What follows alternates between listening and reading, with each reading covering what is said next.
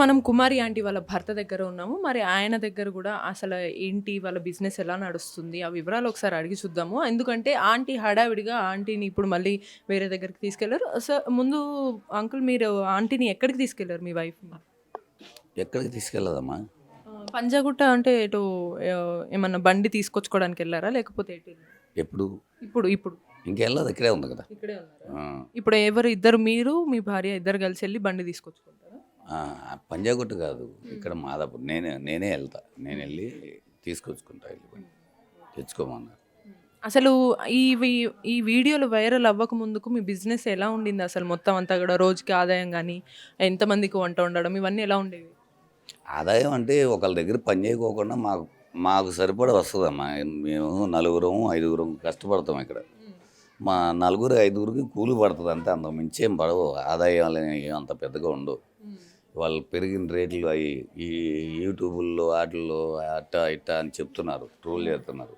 అంతా వాస్తవం కాదు. అంతా ఏదో వాళ్ళ ఇష్టం వచ్చినట్టు వాళ్ళ మైండ్కి తగ్గట్టు పెట్టేస్తున్నారు. అంతా వాస్తవం కాదు. ఇప్పుడు అసలు వీడియోలు వైరల్ అయిన వెంటనే దాని తర్వాత అసలు బండి సీజ్ చేసే పరిస్థితికి వస్తుందని కూడా మీరు అనుకున్నారా? అది విన్న వెంటనే మీకు ఏమనిపించింది? మేము అనుకోలేదు. అంటే మొన్న ఆపారు సార్ వాళ్ళు. మొన్న నైట్ మాకు బండి తీసుకొచ్చుకునేప్పుడు చెప్పినా పోనీ మేము పెట్టేవాళ్ళం కాదు. అది కూడా మాకు ఇన్ఫర్మేషన్ ఇవ్వలేదు. బండి ఇచ్చేసారు, తెచ్చుకున్నాం. మామూలుగానే వెళ్ళాము. ఏంటంటే ఈ హైప్ చేయడం వల్ల వీళ్ళు యూట్యూబర్స్ కానీ ఎవరైనా కానీ అందరూ కొద్దిగా బాగా ట్రోలింగ్ చేయటం, వచ్చి వీడియోలు తీయటం వల్ల కొద్దిగా బాగా ట్రాఫిక్ ఎక్కువైంది. అప్పుడు ఏమనిపించింది? కోపం వచ్చిందా యూట్యూబర్ల మీద? లేకపోతే ఏమనిపించింది? బాధ అనిపించింది. ఇప్పుడు అంటే కోపం వచ్చిందా? వీళ్ళ వల్లే మాకు ఈ పరిస్థితి అనిపించిందా? లేకపోతే పర్లేదులే వీళ్ళ వల్లే ఫేమస్ అయ్యాం కదా అనిపించిందా? ఫేమస్ అయిందని ఉంది ఒక పక్క అయితే, బాధ కూడా ఒక పక్క అయింది. ఇప్పుడు ఫేమస్ కరెక్టే, కానీ మనం ఆ రేంజ్లో ఫేమస్ చేసే రేంజ్లో లేము కదా మేము రోడ్ సైడ్లో. మరి ఇప్పుడు చాలా మంది ఈ మధ్య కాలంలో మీరు చూస్తుంటారు కదా, మామూలుగా యూట్యూబ్లో టీవీల్లో చూస్తుంటారు. అందరూ ఫేమస్ అవుతారు, కానీ మీ బండే సీజ్ చేయడం వల్ల మీకేమన్నా వేరే కారణాలు ఏమన్నా ఉన్నాయనిపించిందా? ఇంకా అవన్నీ మాకు అంత ఆలోచన రాలా. అందరిని పెట్టుకొని ఇచ్చారు, మమ్మల్ని ఆపారు. ఈ కారణాలు ఇదే కారణం చెప్తున్నారు సార్ వాళ్ళు అయితే.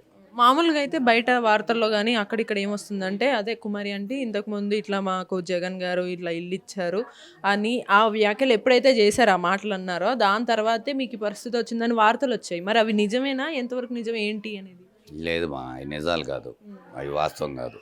అవి ఏదో ఈ ఆంటీ బాగా సంపాదించేసింది ఇక్కడ కోట్లు అది ఇది అని అన్నారని, దాని గురించి నాకున్నది ఇది.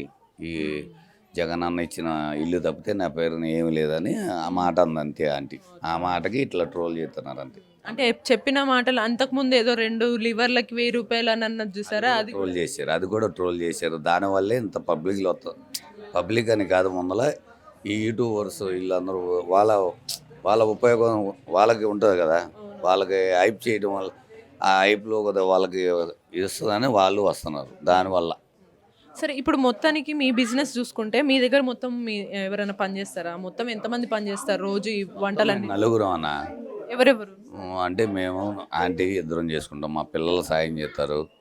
ఇంకొక ఫ్యామిలీ ఉంది, ఆ ఫ్యామిలీ కూడా మాకు సాయం. అంటే వాళ్ళని పనికి పెట్టుకున్నాం మేము, రూము గేము ఇచ్చి వాళ్ళకి 25,000 ఇస్తాం. ఆమెనేమో మా అన్నయ్య వదిన, మా అన్నయ్య వచ్చారు రీసెంట్గా. వాళ్ళు కూడా మాకు తోడు ఉంటారు పొద్దున్నే. మొత్తం రోజుకి ఎంతమందికి మీకు వంట వండుకొని వెళ్ళేవాళ్ళు? అది మొత్తం అయిపోయేదో వచ్చేసరికి, లేకపోతే ఎలా ఉండేది?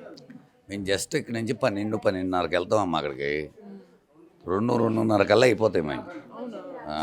అంత ఫాస్ట్గా ఇస్తాను. నేను ఒక పక్క సర్వ్ చేస్తాను, ఆంటీ ఒక పక్కన సర్వ్ చేస్తాను. మళ్ళీ మీ బండి ఎప్పుడు తీసుకొచ్చుకుంటారు? మళ్ళీ ఎప్పుడు స్టార్ట్ చేస్తారు మీ బిజినెస్? అంటే సాయంత్రం వెళ్ళాలి స్టేషన్కి వెళ్ళి, అక్కడ అడిగితే ఇస్తా అన్నారు.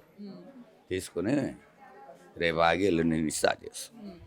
ఇప్పుడు మరి తర్వాత ఎలా ఉండబోతుంది ఈసారి? మళ్ళీ దీని తర్వాత ఎవరికన్నా ఇంటర్వ్యూ, మొన్న అడిగితేనే మీ బాబు వద్దక్క ఇంటర్వ్యూలు ఇవ్వమేమో అని చెప్పేసారు. మళ్ళీ ఈసారి ఎవరన్నా వస్తే ఇంటర్వ్యూలు ఇస్తారా ఇరా అక్కడికి?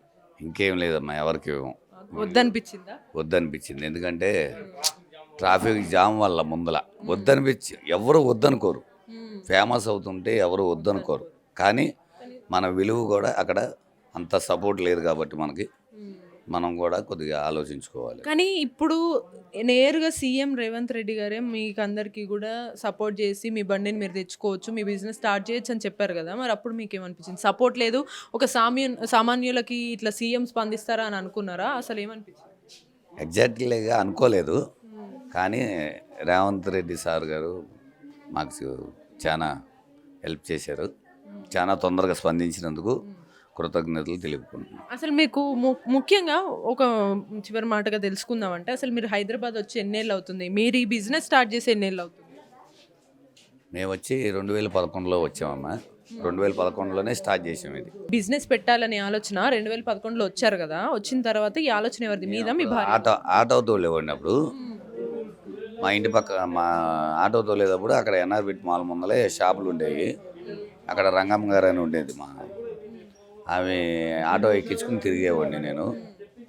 టీ స్టాల్ ఉండేది వాళ్ళకి. ఆమె ఖాళీ ఉంది పెట్టుకుంటానంటే పెట్టుకొని సలహా ఇచ్చింది. అప్పుడు దాన్ని ఫాలో అయ్యి మేము ఆంటీని అడిగితే ఆంటీ ఏమో కాదు, మీ బాబుని కూడా కొట్టారంట కదా, ఎందుకు? మీరు దాని గురించి ఎవరు కొడతాం కాదు, తొయ్యటం, అది కొట్టేది కాదు, తొయ్యటం అదేం లేదు. కాకపోతే ఏంటంటే ఆ మూమెంట్లో అట్లా అయిపోయింది. ఓకే. సో మొత్తానికి ఇది అంటే ఒక రకంగా ఫేమస్ అయితే ఎవరికైనా సరే ఆనందంగా ఉంటుంది, కానీ దురదృష్టవశాత్తు ఆ ఫేమస్ అవ్వడం కూడా వద్దు అని అనుకునే స్టేజ్ వచ్చింది ఇప్పుడు కుమారి ఆంటీ వాళ్ళకి. ఎందుకు అని అంటే దానివల్ల ఇతరులకు ఇబ్బంది జరుగుతుంది, అందువల్ల వీళ్ళ పొట్టకూటికి కూడా దెబ్బ పడుతుంది అని చెప్పేసి వీళ్ళందరూ అభిప్రాయపడి ఇంకా ఎప్పటి నుంచి సోషల్ మీడియాలకు వీటన్నిటికీ కూడా దూరంగా ఉంటామని చెప్పేసి కుమారి ఆంటీ వాళ్ళ భర్త మనకి క్లియర్గా చెప్పడం జరిగింది. వీడియో జర్నలిస్ట్ విజయ్తో Bhavyasri, mike TV, Kumari aunty వాళ్ళ ఇంటి నుండి.